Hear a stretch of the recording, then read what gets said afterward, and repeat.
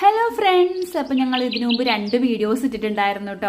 അപ്പം ഞങ്ങളിപ്പോൾ വന്നത് എന്തെന്ന് ചോദിച്ചാൽ 2 വീഡിയോസ് അത്യാവശ്യം വ്യൂസ് കിട്ടിയിട്ടുണ്ട്. കാരണം ഞങ്ങൾ ഫസ്റ്റായിട്ട് തുടങ്ങുന്ന ഒരു വ്ളോഗാണ്.